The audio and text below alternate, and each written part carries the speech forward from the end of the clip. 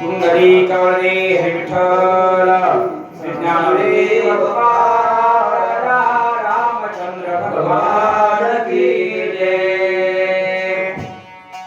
ऐकता भरत गोष्टी प्रेम उतळले पोटी काही न देखो दृष्टी तुलची मिठी घातले धन्याचे दिन झाला सोनियाचा ठिकाणी हे वाचा राम नामे।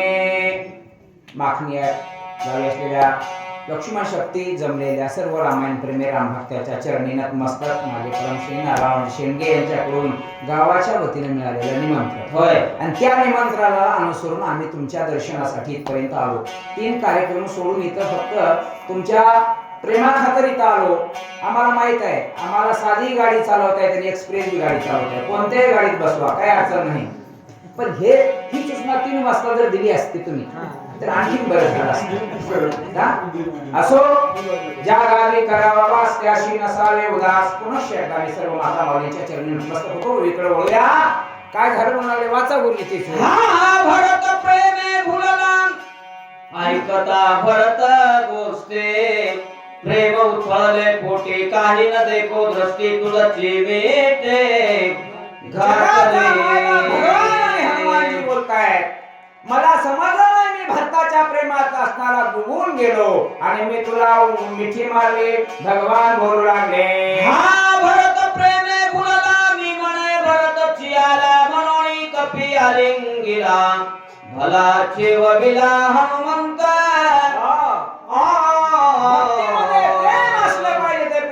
भरताचं माझ्या अंगी असणारा रुतलं फुकला गेला आणि त्याच्यामुळे मला भरत आला वाचा असं वाटलं आणि म्हणून मी मिठी मारली म्हणू लागले ब्रह्मादिकान करवती ऐसी करणे निश्चिती तुवासा दिली मारोते निमेष गती न लागता।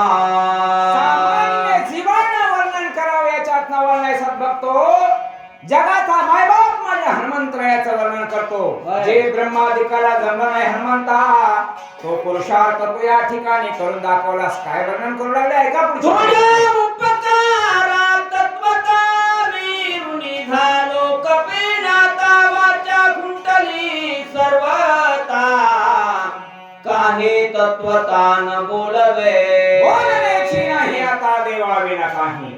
काय उपकाराचं वर्णन करा हनुमंता तुझ्या कारण माझी वाचा परा पशंती मध्यमा वैकरी चारही वाणी खुंटून गेल्या काय म्हणू लागले तुझ्या कर्माची कथा काय सांगू हनुमंता सीता सुद्धीची कथा ऐकता चित्ता तळका ऐका सज्जनो जगामध्ये माणसाचं कर्म झालं की त्याच्या पाठीवरती शाबासकीची थाप पडत असते। कर्म चांगलं नसलं ना कितीही मोठे व्हा काही उपयोग नाही। माझ्या मारुतीरायाचं कर्म चांगलं होतं मला जगाचा मायबाप हनुमंतरायाची पाठ पडतो सांगत वडविले सर्वांग ते गोष्टी ऐकता सवेग होती उद्वेग चित्ता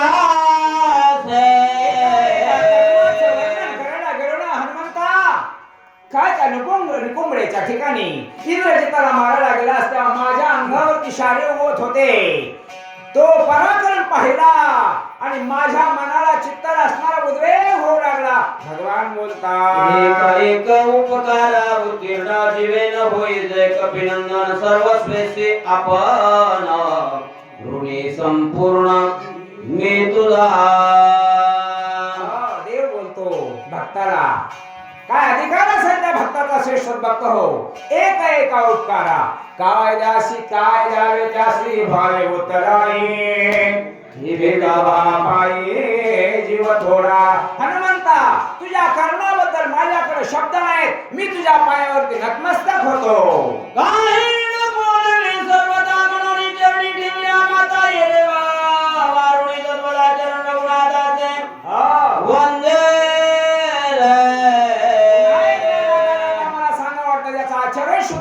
चरणावरती नतमस्तक हा कोणी असू द्या कोणी कुठल्याही जातीचा धर्माचा असू द्या जात पात भक्तीला जात नसते।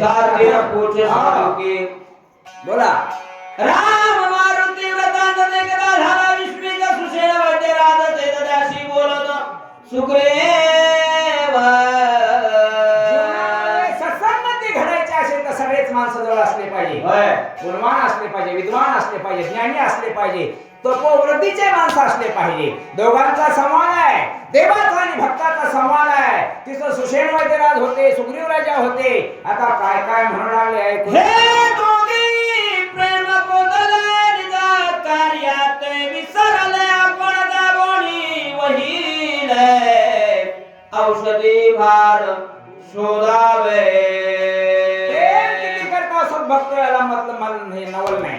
प्रेम किती दिवस टिकलं पाहिजे याला नवल. माणसाने मैत्री जरूर करावी, पण मैत्री 2 दिवसासाठी नाही, अजन्म मैत्री टिकली पाहिजे, त्याला मैत्री म्हणावी. दोघही प्रेमात असणारे गुंतलेले आहेत. वानराचा राजा सुग्रीवाला सुषेण राजाला जवळ बोलावला आणि सुग्रीव राजा म्हणतो, सुषेणा, प्रेमामध्ये गुंतलेल्या माणसाला तसंच राहू दे, पण धर्माचं कार्य करण्यासाठी तो औषध शोधायला जा. विशल्य होय लक्ष्मण ते कार्य साधी सुषेणा म्हणून लागला चरणा कार्य साधना साधावे. मित्रत्व धारण केलं होतं, मित्रत्व स्वीकारलं होतं. मित्रत्वात त्याग असावा. स्वार्थासाठी मैत्री असते ती चिरकाळ टिकत नाही. होय, जे त्यागामध्ये प्रेम असते ती चिरकाळ टिकत असते. कारण माझ्या भगवंताने सुग्रीवाला मदत केली होती. सुग्रीवाला उतराई होण्यासाठी प्रभू रामचंद्राच्या समोर सांगितलं, सुषेणा, मित्रत्व केलंय आणि म्हणून मी नम्र होतो, तुला नतमस्तक होतो. हा लक्ष्मण उठला पाहिजे, माझ्या मित्राला सुख मिळालं पाहिजे, म्हणून औषधी शोधण्यासाठी जा. विशल्य होय लक्ष्मणा ते कार्य साधी सुषेणा म्हणून लागला चरणा कार्य साधना साधावे. कोणी सुग्रीवोत्तर सुषेण निघाला सत्वर सगळ भंडाराचा भार पर्वत शिखर वळंगले. राजाचं राजत्व सिद्ध झालं पाहिजे. आता राजाचंही राजत्व नाही, प्रजेचंही प्रजत्व नाही. राजा सुग्रीवाने आज्ञा दिली, ए सुषेणा, आत्ताच्या आत्ता विलंब न करता त्या ठिकाणी पर्वतावरती जाऊन औषधीचं शोधन केलं पाहिजे. आज्ञेचा किंकर झाला. कोण? सुषेण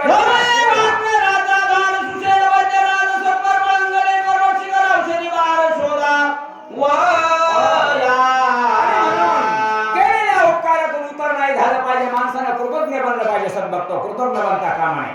आणि म्हणून माझ्यावरती ज्या प्रभू रामचंद्राचा उपकार आहे, राजा सुग्रीवाला आज्ञा दिली, पर्वतावरती सगळे 18 पद्मा बांधर 72 कोटी अस्वल वगैरे घेतले आणि निघाले.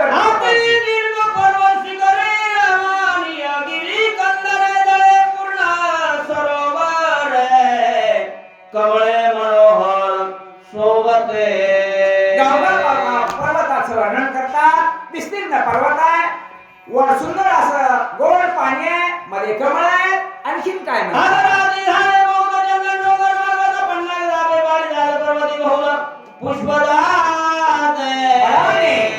फुलांनी सदाहरित वृक्षाने लगडलेल्या सर्व जाती पर्वतावरती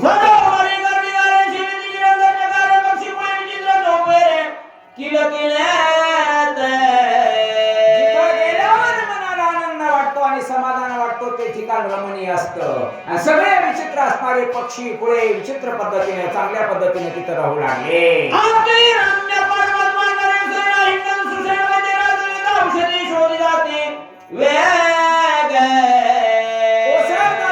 मन कुणाचंही कधी रमत नसतं. जिथं भक्ती नाही तिथं असणारं मन रमत नाही. तसं रमणीय पर्वत, त्या रमणीय पर्वतावरती सुषेण वैद्यराज बांधराचा औषधी शोधू लागल्या.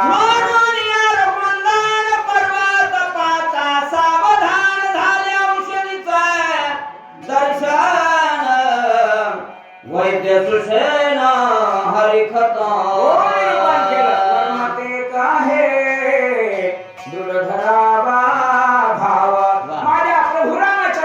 स्मरण केलं आणि मग माणसानं सुखात तर नामस्मरण कराच हो, दुखातही करा पण सुखातही करा. औषधी शोधताना नामस्मरण केलं. औषधी सत्वर उठवणी औषधी संभार करीत नामाचा गजान वानर भार चालिला. ब्रह्मरस ही काळा तेने पिढा वारेल. म्हणून ज्या औषधी सापडल्या घेताना उपटताना राम राम म्हणाले. सगळ्या वानराला शोध घेतलं आणि पृथ्वी औषधी चूर्ण केल्या तत्काळे शक्ती वेळे ओतेला. सुषेण वैद्यराज चिकित्सक होते. सुषेणवती राजानं जे काम सांगितलं सुग्रीवानं ते काम केलं. शिडेवरती औषधी घेतल्या, मात्रा केली, सर्व त्या ठिकाणी औषधाची समानता घेतली आणि जिथं माझ्या लक्ष्मणाला ब्रह्मशक्ती लागली होती त्या वेळामध्ये टाकलं. पण परिणाम काय झाला? रस घालिता सत्वर सावध नवेचे सुमित्र सुषेण झाला चिंतातुर काही विचार स्फुरेना. सुषेणवती राजानं सुग्रीवाच्या मताला अनुसरून कार्य केलं. शक्तीबळामध्ये औषध टाकलं, सगळं काय केलं. लक्ष्मण उठत नाही. सुषेणवादीला चिंतातूर झाले, कारण वर्म हुकलं की फेरा पडल्याशिवाय राहत नाही. प्रसंग काय घडला असावा ऐका. ब्रह्मादिकानुलंघ पूर्ण एवढा प्रयत्न केला दारुण शेती सावध लक्ष्मण अद्यापि जाण होईना. आपलंही तसंच आहे सद्भक्तो. संसार करताना ओढून ओढून ओढून आत्ताच गुरुजीराम सांगितलं 2 वर्ष तो ते वाढी असले जायला. वास्तविक आहे, त्याच्यात काही म्हणजे हे नाही. बरोबर. मग ज्या सुषेणवती राजाच्या मनातला विचार आहे, ब्रह्मदेवाला जे जमणार नाही किंवा ब्रह्मदेवापेक्षाही अधिक मी परिश्रम घेतला, कष्ट केलं, पण या ठिकाणी लक्ष्मण उठत नाही. काय घडलं असेल? स्वगत भाषण आहे, मनाशी विचार करू लागलाय का? ब्रह्मा सुग्रीवादे कथा स्वामी हेवणात ऐकता बदल गलो मी तसता सुमित्रात उठवीना. धर्मेंद्र कार्य जर पूर्णत्वाला शेवटी नाही गेले ना, माणसाच्या मनाला काय काय असणारा क्लेश निर्माण होता त्याचं उदाहरण गावबा काका सांगतात. फार प्रयत्न केले, सगळ्याच्या देखता, राजाच्या देखता, भगवंताच्या देखता, प्रत्येकाच्या देखता मी बोललो होतो, पण कार्य पूर्णत्वाला जात नाही. कुठंतरी असणारं चुकतंय, वर्म हुकतंय, ही विचार राजा त्या सुषेणवती राजाला आठवू लागले म्हणतात.